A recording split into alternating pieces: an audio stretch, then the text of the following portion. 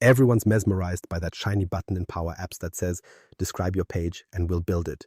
You type a sentence like, create a calendar showing upcoming product launches, and a few seconds later, AI conjures a functional interface, styled neatly, connected to data you didn't even bother wiring up. No drag, no drop, just type and watch the scaffolding appear. Magical, effortless. Microsoft's demo makes it look like the no-code future finally arrived until someone accidentally deploys it to production and your finance team suddenly looks very, very concerned. Here's the part almost no one reads in the preview documentation. Those generated pages don't live in a vacuum. They're born on top of Dataverse, Microsoft's premium-grade data platform. And Dataverse isn't the sort of guest that shows up quietly. It brings licensing conditions, governance expectations, and a monthly invoice shaped like a reminder of your optimism. The draw is obvious. Tell the AI what you want, get something visually polished and functional without needing a developer. But under that surface convenience sits a cascade of premium components. Dataverse schema deployments, Power Automate hooks, authentication plumbing, all of which bump your environment from standard to premium. As translation, free experiment, paid outcome. So before we all celebrate a future where anyone can generate enterprise applications with a sentence, remember there's no such thing as a free app. Only hidden ones waiting for someone to check the admin center. Over the next few minutes, we're unmasking exactly what happens when you hit Generate Page. Dataverse, SharePoint virtual tables, and that invisible licensing switch that Microsoft absolutely will audit later. By the end, you'll know how to keep the AI magic without blowing up your budget or your governance policy. What generative pages actually do. Let's start with what these things really are. Generative pages are essentially Microsoft's AI scaffolding tool inside Power Apps. You feed it a natural language prompt and, behind the scenes, Copilot-style intelligence constructs a React-based page that plugs directly into a model-driven app. That's a fancy way of saying it builds the UI layer, then docks it into Microsoft's structured data environment, which happens to be Dataverse. It feels like a breakthrough, an assistant that combines design generation with data binding in one shot. The truth? It's scaffolding, not sorcery. The AI doesn't invent new data structures. It leverages existing ones. If you already have a Dataverse table holding events, products, or customers, Generative Pages simply uses that schema, wraps it in code, and hands you a pre-wired front end that behaves like a native model-driven interface. Typical use cases sound innocent enough. Maybe an internal event calendar, a product catalog, or a sales pipeline dashboard. Perfect citizen developer fodder. But every page that AI spins up assumes premium context. It's like giving the intern system administrator privileges because they just wanted to tidy the dashboard. On the surface, you built a pretty component. Underneath, that intern has just enabled enterprise licensing. When you run one of these generated pages, you're not operating within the free or standard Power Apps tier anymore. The app's DNA includes Dataverse tables, relational metadata, and often flow triggers or premium connectors. Those are all high-end features, deliberately walled off to keep corporate governance intact and monetized. Most users don't connect the dots because the interface hides them. You click Add Page, select a data source, pick a template, describe a style, and the page materializes. Sleek. Meanwhile, the system quietly registers a model-driven app dependency, provisions Dataverse objects, and flips the app classification from standard to premium. At that moment, each viewer of that page technically now requires a Power Apps premium license. Simplicity disguises escalation. What begins as a 20-minute experiment becomes an enterprise-grade component, complete with relational data enforcement, role-based security, version history, and logging overhead. It's brilliant engineering, but it's also a licensing escalation trap. The magic of type what you want is underwritten by billing logic. And herein lies the trap. Generative pages are doing exactly what Microsoft designed them to do. Promote structured data practices at scale. The problem is most builders think they're working in the same carefree playground as Canvas apps built on SharePoint or Excel connectors. They're not. They've crossed into the governed continent where everything has a cost center. Simplicity isn't accidentally expensive, it's strategically so. And the moment you understand that equation, you stop treating generative pages like free samples and start budgeting them like enterprise assets. Next, we'll walk through Dataverse itself, the silent upgrade you didn't know you'd approved. Dataverse, the silent upgrade you didn't approve. Dataverse sounds harmless enough, like a friendly container for your business data. People hear data service and assume it's baked into Microsoft 365 right there next to SharePoint, Teams, and Outlook. Incorrect. It's not the salad bar included with the buffet, it's the a la carte premium entree. Dataverse is Microsoft's structured data backbone, a fully managed relational database that carries governance, security, and extensibility, along with a separate price tag for every mouth that feeds from it. Here's where things quietly go sideways. When you use generative pages, you aren't just sketching a layout. You're invoking Dataverse's deployment machinery under the hood. The AI dutifully links your generated page to a concrete Dataverse table, what looks like innocent data scaffolding, and pushes schema definitions into your environment. Without ever asking, you've authorized a miniature database rollout. Congratulations, you're now running enterprise data infrastructure whether you meant to or not. Most people think, I already have Power Apps, surely Dataverse comes with it. Only in the same way that business class comes with your plane, it technically exists in the same fuselage, but your ticket doesn't get you there. Standard Microsoft 365 or Power Apps per app licensing covers SharePoint and Excel storage. Dataverse sits in the premium tier. The line between those two states isn't visible from the designer interface, so pressing Generate Page feels like a cosmetic choice. But in licensing terms, you just crossed the velvet rope. Under that elegant UI, Dataverse builds relationships, enforces field types, manages permissions, syncs with audit logs, and opens Power Automate integration channels. Each of those features triggers premium billing logic. The system doesn't care whether your page has 5 users or 50. If it uses Dataverse entities inside a hosted model-driven app, it's classified as premium. Suddenly, the quick internal prototype now demands every participant carry a Power Apps premium license, roughly triple the cost of the standard seat. Think of Dataverse as the luxury sedan of Microsoft storage. Smooth ride, integrated safety systems, telemetry everywhere. But you pay for the experience even if you only drove it to the corner store. SharePoint and Excel connectors? That's public transport. Cheap, functional, sometimes late. Dataverse? That's the leather-trimmed ride with autopilot and a subscription attached to every passenger. And the kicker is how invisible it feels. You'll deploy your app, it'll work beautifully, and no red flags will appear until license audits or governance reports start rolling out. Then someone from IT will notice an unplanned cluster of premium tier users lighting up the admin dashboard like a Christmas tree. Cost overruns creep in not through malice, but through automation. That's the part Microsoft engineered elegantly. The system assumes if you're authoring with Dataverse, you wanted the governance, the compliance, and therefore the bill. You can almost hear Microsoft whisper, we gave you enterprise power, surely you budgeted accordingly. But that's the subtle trick. Generative Pages upgrades you without explicit consent. The AI's convenience masks Dataverse adoption until it's too late to backpedal. So, before you fall for the natural language sparkle again, understand the hierarchy. SharePoint and Excel are playground sand. Dataverse is marble flooring with guardrails, and stepping onto it changes your cost structure instantly. Pretend it's an upgrade switch you didn't sign, because it is. Of course, a portion of the community claims they've outsmarted this by connecting SharePoint lists as virtual tables to stay free. Spoiler, those tables still drink from the same Dataverse plumbing. That illusion of thriftiness, that's the next trap waiting at your environment's border. The SharePoint virtual table mirage. This is the part where self-proclaimed power platform economists believe they've cracked the code. Forget Dataverse, and they say, we'll just connect to SharePoint. It's included, it's compliant, it's cheap. Delightfully naive. The moment you utter virtual table, you've already left the land of free. Let's dissect this illusion. A virtual table isn't a telepathic connection, it's a Dataverse artifact that represents an external data source. So when you point your model-driven app toward a SharePoint list and check the box labeled Create Virtual Table, you're not avoiding Dataverse, you're conscripting it into service as an interpreter. Dataverse still handles the metadata, the permissions, the CRUD operations, and all the security posturing that make enterprise compliance teams sleep at night. In Microsoft's eyes, that's premium labor, and premium labor carries premium licensing. The average builder thinks they're staying in SharePoint because that's where the actual rows and columns sit. Reality check. Those cells are being read, written, and validated through Dataverse's infrastructure. It's like plugging your old garden hose into a municipal fire hydrant. You're still drawing from the expensive main supply, just through a friendlier nozzle. Picture a marketing team spinning up a product catalog app for internal use. They create a SharePoint list of items, set a few columns, product name, description, category, price. Then one bold citizen developer, armed with optimism and caffeine, opens Power Apps, selects New Table Virtual, links that SharePoint list, and proudly tells their manager, see, we avoided Dataverse costs. The room applauds. Fast forward 2 weeks.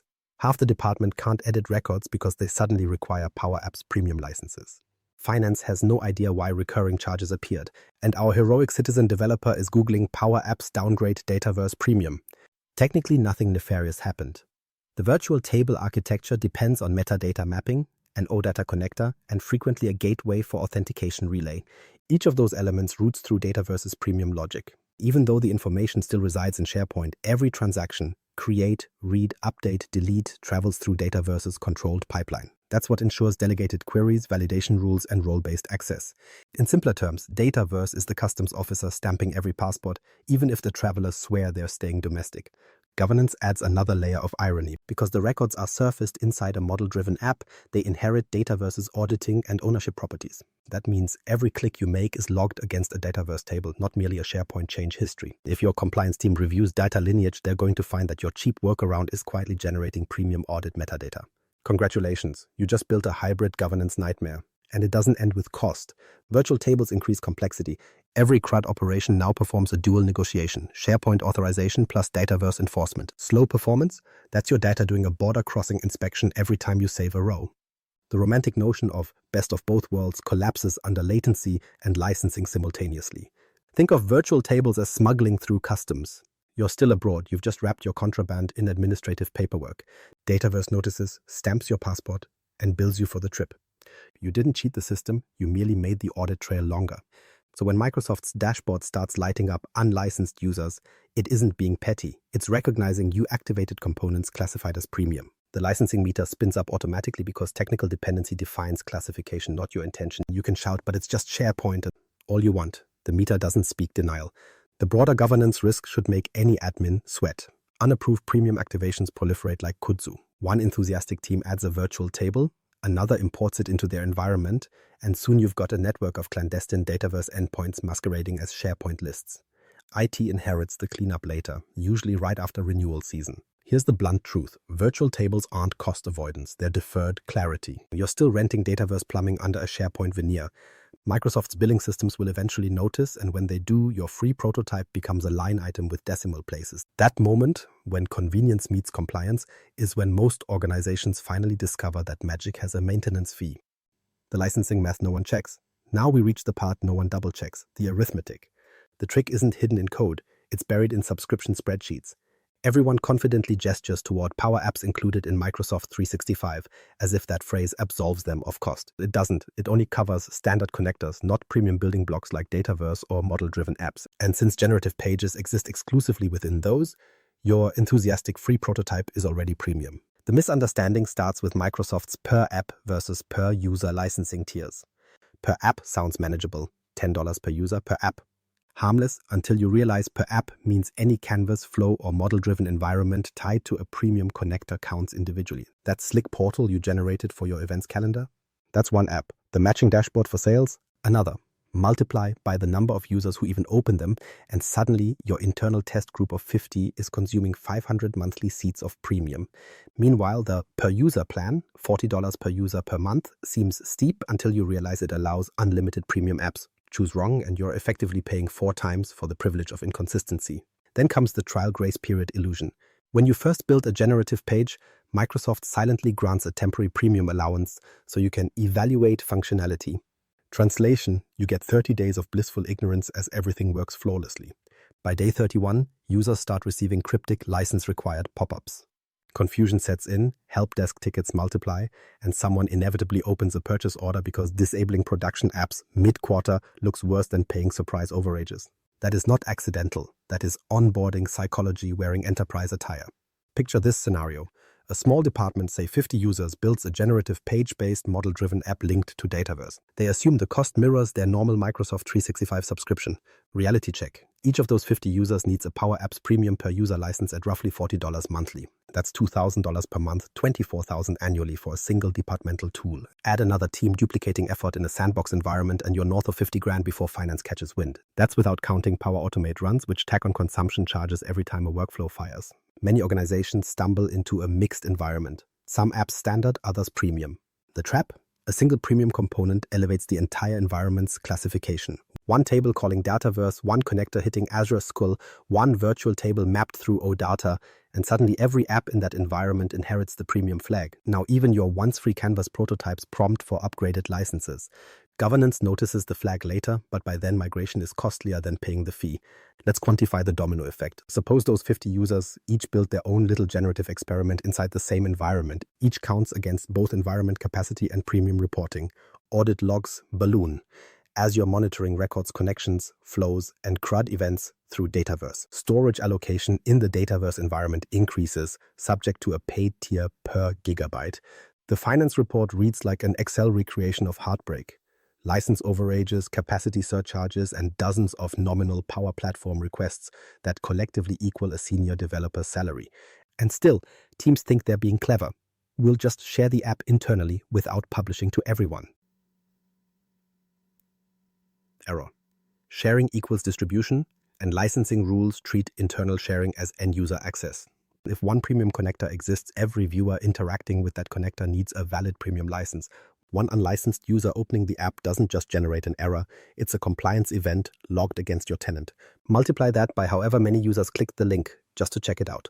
Governance nightmares sprout right alongside cost. Each additional generative page increases oversight load, auditing who can modify what, tracking API calls, monitoring connector usage. Power Platform admin centers offer visibility but not forgiveness.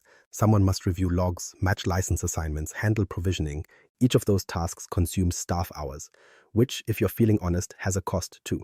By the time financial controllers realize the monthly premium pool is exceeding intended budgets, the data is already distributed across half a dozen environments, each with its own Dataverse instance quietly billing by capacity unit. This is how demos become dead. The chief information officer sees a sparkling prototype, declares pilot success, and rolls it company-wide. Overnight, Microsoft invoices scale linearly with enthusiasm. Reversing course means refactoring designs into Canvas apps using standard connectors, which is often deemed too slow. So the expense lingers. The moral accounting equation settles at AI convenience multiplied by governance neglect equals fiscal regret. So, next time someone says, let's spin up a generative page, it'll take 5 minutes. Remember to append the unwritten clause and cost us all quarter. The real calculation isn't complexity, it's complacency. Microsoft didn't trick you, it simply assumed you'd skip the math. How to use generative pages safely. Now that we've untangled the cost booby traps, let's talk about survival. How to actually use generative pages without inviting an invoice avalanche. The answer isn't never touch them. It's treat them like power tools. They cut beautifully if you respect the guardrails, but one careless swipe and you've soared through your own budget. Rule 1. Use Dataverse only when you truly need it. If all you're doing is displaying static data or summarizing a SharePoint list, stick with a Canvas app and the standard connectors already covered by Microsoft 365. Dataverse earns its keep when you need relational integrity, multi-factor security, or scalable concurrency. Anything short of that, you're paying leather interior prices to grocery shop 2 blocks away. Rule 2. When you must invoke Dataverse, isolate it, build premium components in a dedicated environment. That way, you contain licensing impact instead of infecting every sandbox your citizen developers touch. Think of it like quarantining an experimental virus. Harmless behind glass, catastrophic if it spreads to production. Rule 3. Treat virtual tables as read-only dashboards. They're excellent for surfacing SharePoint or SQL data visually. The moment you toggle on create, update, or delete capabilities, Dataverse billing logic fires. Leave CRUD to data sources with standard connectors, and keep virtual tables purely for read scenarios. Consider it the digital equivalent of window shopping. You can look, but don't touch. Rule 4. Lock sharing and roles until finance signs off. Every time you assign access, you expand license exposure. Don't gift enthusiasm with permissions. Permission equals liability. Make your developers submit a short cost impact note. Who needs it? Why it's premium? How many users qualify? It's bureaucratic, yes, but cheaper than surprise invoices. Rule 5. My favorite. Don't let AI negotiate your enterprise agreement. Generative features operate under optimism bias. If it's easy, it must be cheap. Wrong. Ease of creation doesn't discount consumption. Each generated page still triggers API calls, storage tracking, and per-user validation. AI generates interfaces. It doesn't generate budget exceptions. And now the governance hygiene checklist, because nothing says responsible adult like preventive maintenance. Start with environment-level connector policies. Restrict who can add premium connectors at all. If your center of excellence is worth its acronym, it should maintain a catalog when new apps undergo cost and compliance review before sharing. That's how you stop rogue creators from spawning Dataverse mutants mid-quarter. Next, use usage analytics aggressively. The Power Platform Admin Center shows which environments contain premium components. Review it monthly. When you spot experimental apps bleeding into production, archive or migrate them. Silence isn't bliss, it's accumulating debt. Then ensure business and IT plan licensing together. Too many digital transformation initiatives break down because business owners prototype, IT inherits, and finance panics. Schedule review cadences where app count, license count, and projected growth align. The goal isn't to restrict creativity, it's to make sure everyone knows what creativity costs at scale. Finally, cultivate a culture of professional restraint. Teach your teams that generative pages are impressive but not magical. They automate scaffolding, not judgment. The AI can build a React page bound to Dataverse in 30 seconds, but it can't read your procurement policy or weigh GDPR implications. That's on you. The moment everyone treats generative pages as enterprise development shortcuts, not toy generators, the platform behaves beautifully. You get the best of both worlds, rapid design cycles with predictable cost governance. The magic remains intact, just audited, documented, and paid for intentionally. So yes, use them. Just know what game you're playing. Power Apps AI is an accelerant. It multiplies whatever foundation you start from. If that foundation is governance, you'll scale elegance. If it's ignorance, you'll scale invoices. Either way, the math compiles perfectly. The real build limit. Here's the uncomfortable truth. Generative pages don't make Power Apps free. They make complexity arrive faster. What once required developers and approval chains now happens in a prompt field, bypassing all financial common sense.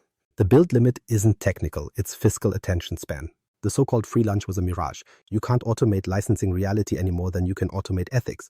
For every AI-generated screen you release, a corresponding ledger entry quietly appears in Microsoft's billing backend. Efficiency without governance merely compresses the timeline between prototype and expense report.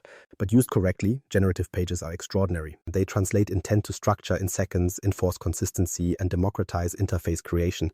The trick is knowing when their convenience becomes a liability. If you treat Dataverse like cement instead of playground sand, planned, measured, and costed, the platform rewards you with durable architecture, not chaos. So the takeaway is simple. Speed doesn't replace oversight. Build fast, yes, but review faster. Before you publish that AI-generated masterpiece, ask one question. Who's paying for the license? That's the real prompt every builder should practice. And if this clarified the economics of free AI magic, repay the cognitive debt. Subscribe. Tap follow. Enable notifications, and let the next Power Platform breakdown arrive like scheduled maintenance, predictable, compliant, and cheaper than ignorance. Before finance discovers what you've deployed, secure your knowledge upgrade. Efficiency begins with understanding.